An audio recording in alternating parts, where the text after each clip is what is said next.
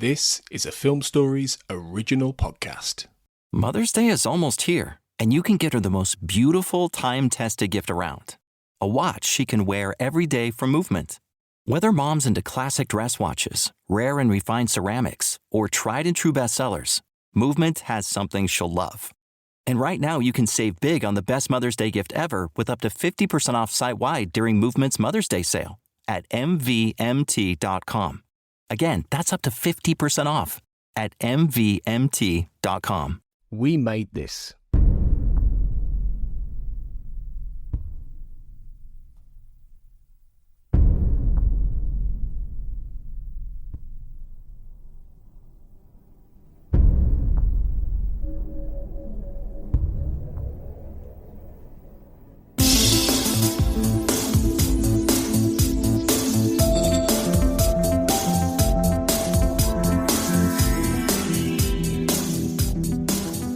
Welcome everyone to the Xcast. The truth is in here.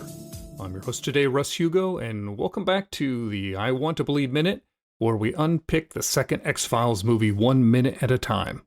Today, helping me to explore minute 27, running from approximately 26 minutes in, as Scully confronts Father Ybarra, to 26:59 as Scully breaks down at her desk.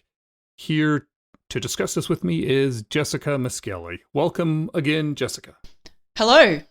Minute 27. And let's talk about the character of Father Ybarra and the presentation here. How does this work for you? What are your general thoughts? I'm intrigued by this character. We've only sort of been introduced to him via Scully's point of view, and it's pretty clear that there's a slightly antagonistic relationship there. And I don't fully understand. Clearly it's some sort of Catholic hospital. And he is in somewhat of a position of leadership, but I don't know exactly what.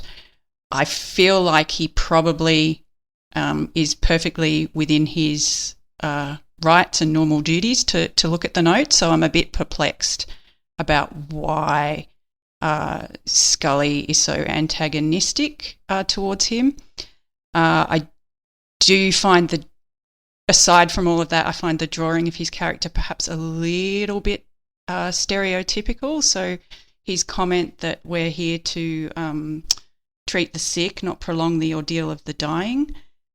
The way the story has been told, Christian's only just been, perhaps, not even definitively, diagnosed with this Sandhoff disease. And I would think that when you get a big diagnosis like that, there'd be a lot of talk about possible new courses of treatment, possible sources of, if not treatment, then some way of alleviating symptoms for whatever time. There'd be talk about perhaps moving to another palliative care facility, but I don't feel it would come up so quickly and so sharply between the doctors, and certainly not in the hallway of the patient in question. So I feel like that was all a little bit clunky. Yeah, I agree. The setting, I understand that they've got to create drama, and it's the transition from the warm child's ward into the dark hallway where this mysterious figure is lurking. It connects to the soundtrack, has a title of one of the songs, which I always liked as just an interesting name for a title, especially when you consider the character as Ybarra the Strange. It doesn't quite fit, and I wonder where Mark Snow got that, because I don't really think of that character as being enigmatic at its core. I mean, they set it up sort of in that hallway scene, but it's never strange. But the character is one of the larger missteps, I think, that the film makes that would have been so easy to avoid. Yeah, right. The dichotomy, the debate here that's happening is very interesting.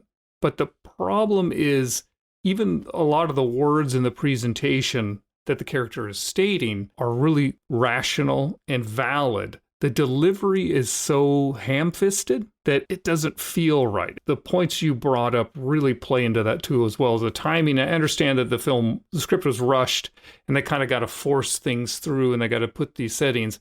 But I bring it up in the contrast later. There you have one of the board meetings and there's another doctor who responds to Scully and says, "Don't put that boy through hell," or something to that effect. I'm paraphrasing because I don't remember exactly.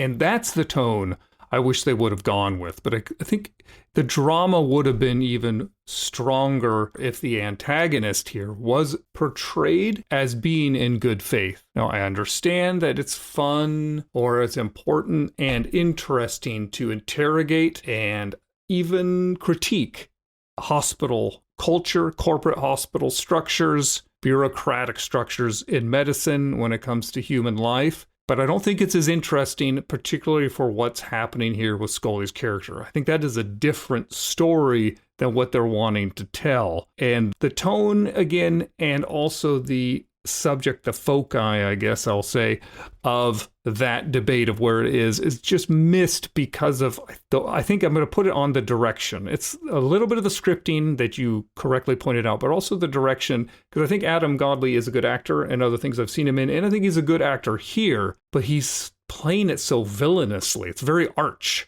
for what is actually being said. It disappoints me. I'm going to say this is one of the minor things that it would have been so easy to give this movie a whole extra star. I think it would have been a star more successful out of 10 if they just would have made a few tweaks to this character and the way it was portrayed. But with that long ramble, what are your thoughts about that? When I'm interested in the term ham-fisted, so when you say the delivery of those lines was ham-fisted, do you mean he's just not sympathetic enough or yes. Seemingly compassionate? Yeah, right, okay. Yeah, there's no breathing room in the way it delivers it too. It's very stage-like. It doesn't sound like they're having a conversation. Yeah. No, I think we feel similarly about that scene. I found it a bit unsettling. Yeah. The idea is interesting. One little caveat that this is pointless trivia that confused me, but I'm going to throw it out here just because I guess when we do things like this, it's the minutia. Ybarra is spelled in the cast list, whether you're watching it online or in the credits or everything, as far as I can tell, with 2 R's. But on the soundtrack, it's with 1 R. Oh, that's confusing. Which one's right? I don't know. I'm going to assume we're going to go with the film, I'm going to guess, but with the 2 R's.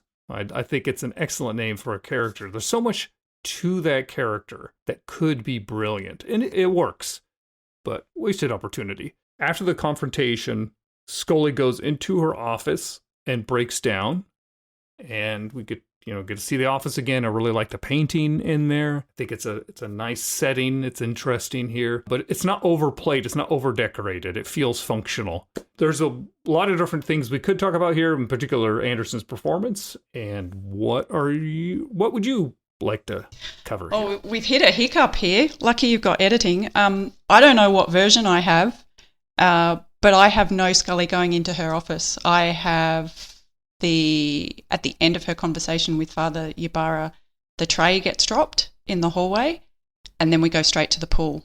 There's a little bit of behind-the-scenes excitement. We actually watched slightly different versions of the films, and I think this is kind of interesting just to know what scenes were cut or what scenes were added.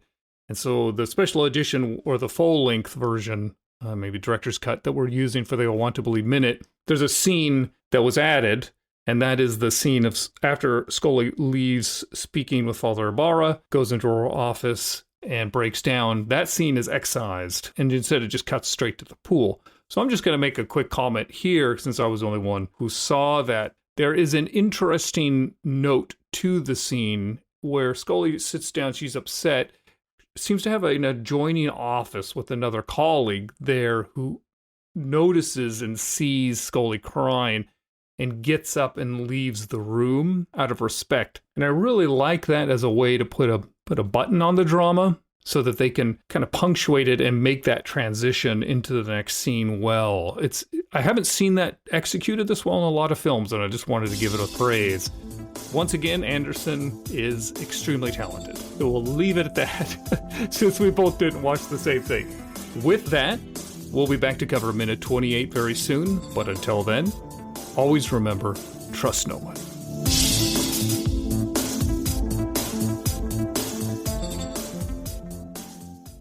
Hey guys, time to get in on the action for the biggest moments in basketball with Prize Picks, America's #1 fantasy sports app. Just select 2 or more players, pick more or less on their projections, place your entry, and win up to 100 times your money. Right now, Prize Picks will match your first deposit of up to $100. Just download the Prize Picks app and use the code GET100. That's code GET100 on Prize Picks for a first deposit match of up to $100. Prize Picks. Pick more. Pick less. It's that easy.